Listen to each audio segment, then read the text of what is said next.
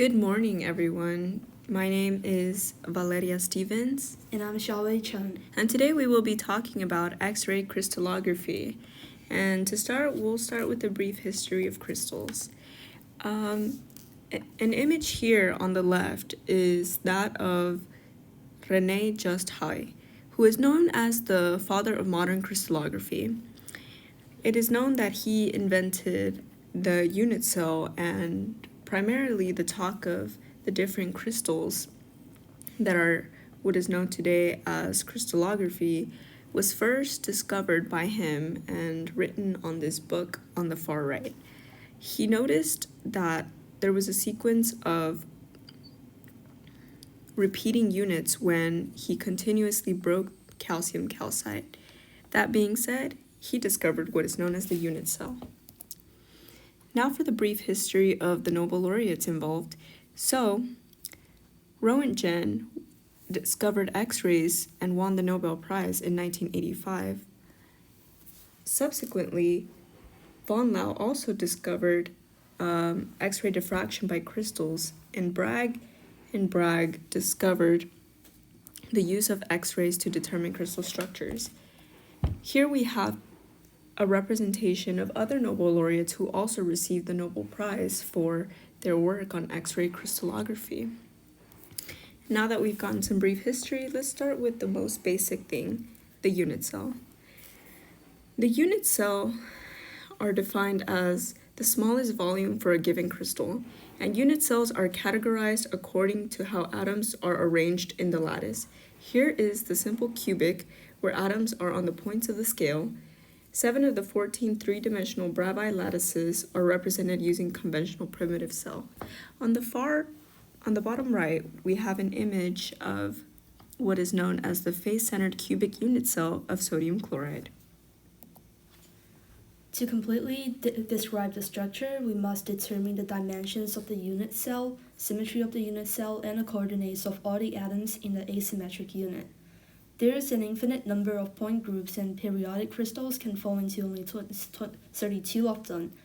Because periodic crystals can have only 1, 2, 3, 4, and 6 other rotation axes, the 32 point groups can be further categorized into 7 crystal systems. We get a unit cell with 3 axes and 3 angles. In total, there are 14 three-dimensional lattices called the Bravais lattices.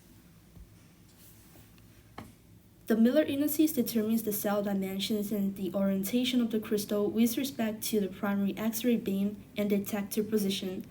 Ideally, all reflections collected should be assigned to a single unit cell that represents the whole of the crystal under examination. The perpendicular distance between the planes in the coordinate is called a d-spacing for the set of the planes, and planes with different Miller indices in the cubic unit cells are shown on the right graph.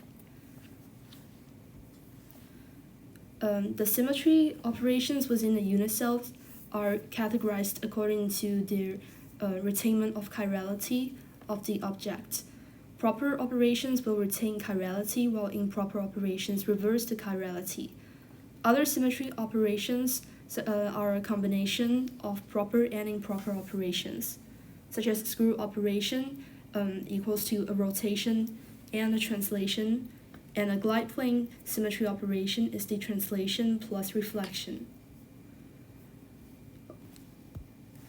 So the rotational symmetry here are several examples for rotational symmetry. So an image has rotational symmetry if there is a center point around which the object is turned a certain number of degrees. Any object still looks the same.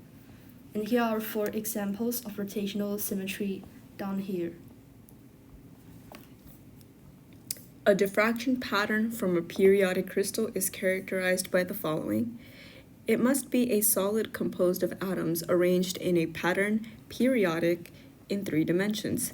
Periodicity of diffraction peaks in the reciprocal space, and rotational fold symmetries 1, 2, 3, 4, and 6, as just mentioned earlier. Atoms in a crystal are arranged in a pattern that repeats itself in 3 dimensions throughout the interior of the crystal. Now we're going to talk about something that deviates from this, and that is known as quasi-crystals. Now, In the former part of the video, I showed examples of application using crystallography, and actually in one of the Nobel laureates, 2011, Daniel Shepman, discovered the quasicrystals in 1982, yet received the Nobel Prize for this work in 2011. And what basically defines a quasicrystal is a structure that is ordered, but it's not periodic. What this means is that it possesses a unique ability to completely fill any given space without interruption. However, it won't exhibit translational symmetry. That means if we try to translate this image, we will not get the same image back.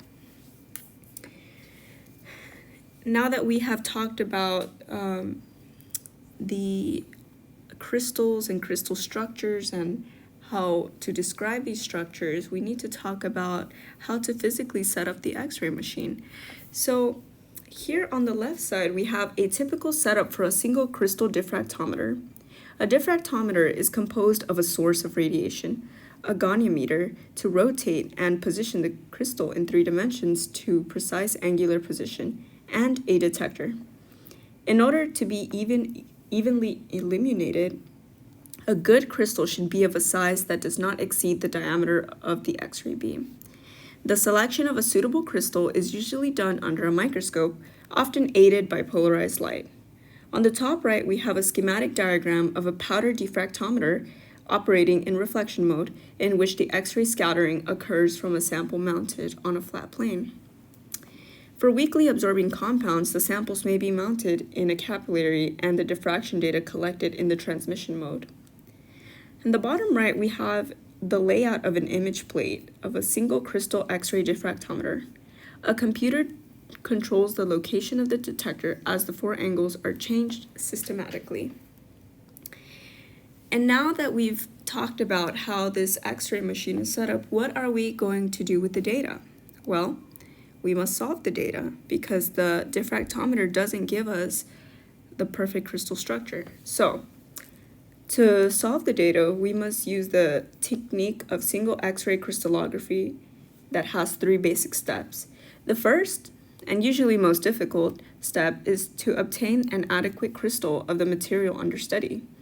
The crystal should be sufficiently large, pure in composition, and regular in structure, with no significant internal imperfections such as cracks or twinning. The second step, the crystal is placed in an intense beam of X-rays as described earlier, usually of a single wavelength, monochromatic X-rays producing a regular pattern of reflections. The angles and intensities of diffracted X-rays are measured, with each compound having a unique diffraction pattern. As the crystal is gradually rotated, previous reflections disappear and new ones appear, and the intensity of every spot is recorded at every orientation of the crystal. Multiple data sets may have to be collected, with each set covering slightly more than half of the full rotation of the crystal, and typically contains tens of thousands of reflections. And lastly, the third step, these data are combined computationally with complementary chemical information to produce and refine model of arrangement of atoms within the crystal. The final refined method model of the atomic arrangement, now called the crystal structure, is stored in a public database, and usually they are stored as CIF files. Now, what is the theory behind how this X-ray data is being collected? Well, we have what is known as Bragg's law, and Bragg was mentioned earlier for his work in being able to determine crystal structures using X-rays. And so what Bragg describes is the diffraction by a crystal as a superposition of the spherical wave contributions from all atoms. The process can then be viewed as a reflection of the lattice planes followed by interference. So when we start rotating the crystal in the X-ray beam, nothing will happen until the crystal is rotated to a specific angle. At that specific angle, reflection occurs, and reflection are produced by the diffraction of X-rays. In most orientations, there is no reflection, but different reflections can occur at selected orientations. We can draw lots of different planes through a lattice. but for simplicity, we will only draw two planes separated by a distance of d. The incident beam is reflected partly from the top row and partly from the second. For constructive interference to occur, the path difference d must be a multiple of the wavelength L, as expressed by the Bragg's law. For a three-dimensional lattice, the orientation of the plane can be assigned relative to the lattice vectors. They are then characterized by the Miller indices, HKL, which we mentioned earlier. The angle theta is called a glancing angle, and n is an integer that assumes the value of 1 for primary diffraction. If a beam of X-rays is directed at a crystal consisting of a regular array of atoms, a pattern of reflections can be recorded at certain orientations of the crystal, in which the lattice planes are positioned so that the Bragg's condition of the reflection is fulfilled.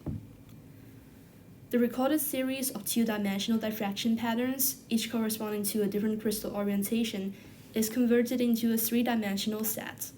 Data processing begins with indexing the reflections. This means identifying the dimensions of the unit cell and which image peak corresponds to which positioning reciprocal space. Having assigned symmetry, the data is then integrated. This converts the hundreds of images containing the thousands of reflections into a single file, consisting the records of the Miller index of each reflection and an intensity for each reflection. Structural factors begins with initial phasing. To construct an electron density map, we must know the structure factor FHKL, which represents the amplitude and phase. The total intensity of a reflection depends on how far apart the various lattices are, for example, on the positions and identities of the atoms in the cell. To construct electron density maps, we need to know the structure factor. The structure factor is a complex number containing information relating to both the amplitude and phase of the wave. In order to obtain an interpretable electron density map, both amplitude and phase must be known. However, the phase cannot be directly recorded during a diffraction experiment. Well, what happens if we ignore the phase? Well, if we ignore the phase, we have what is known as the Patterson function to interpret the map resulting from vector distance between the various pairs of scattering points in the molecule. If we could recombine the intensities of the diffraction pattern ignoring the phases, the information about lateral position would be missing. The pairs of points which make up the object will all be reproduced by the right separation from each other and in the right orientation, but they will all be symmetrically disposed about the center of the pattern of being properly distributed. In other words, the resulting distribution will contain information about all the vector distances that are present between the various pairs of scattering points in the objects, but all will be translated so that one end of the vector is the origin.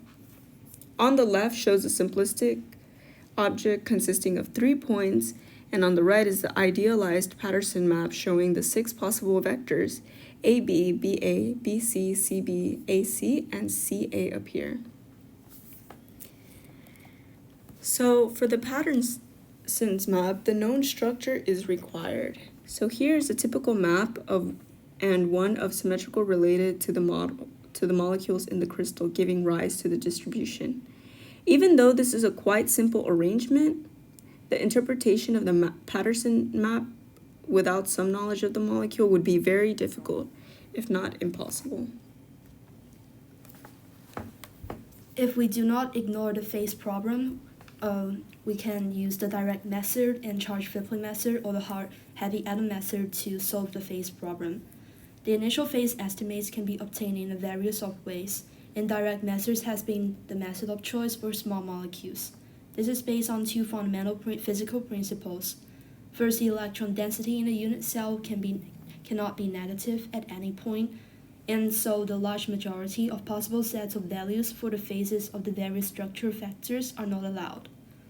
Secondly, the electron density in a cell is not randomly distributed, but is mainly concentrated in small volumes, which we identify as atoms. A consequence of these two principles is that certain theoretical probability relationships will exist between the phase and some sets of reflections. It is therefore possible to assign probable phases to some reflections, and then use the position of some or all the heaviest atoms can be located. And charge flipping method is based on the fact that the electron density cannot be negative at any place, phases are assigned to all observed reflections on a purely statistical basis. And in the heavy atom method, we may be able to create a series of related crystals with very similar structures but with one atom differing scattering power.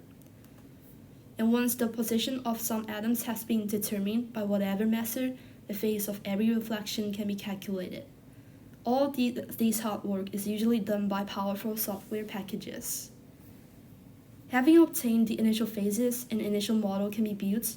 When all atoms are at their correct positions and the least squares refinement reaches convergence, a final difference map shows no significant regions of electron density unaccounted for. And using basic trigonometry and cell parameters, all the structural parameters, such as the distance, angles, and torsion angles, are automatically calculated. And here's a case study at the end of our presentation. X-ray diffraction data related to the electron density distribution in the crystal and provided atoms of about the right atomic number are put into the correct positions. A reasonable fit to the data will be obtained. Data that were interpreted to give a structure of hexafluorochloride tetrafluorocopper was subsequently shown to be consistent with copper silane salts. The chemical difference is enormous, but the electron distributions are not very different. The ions hexafluorochloride and hexafluorosilane are actually isoelectronic, and copper hydrate has just one electron more than copper fluoride. However, they have the identical electron density map in X-ray crystallography. And that's the end of our presentations. Feel free to ask any questions. Thank you so much.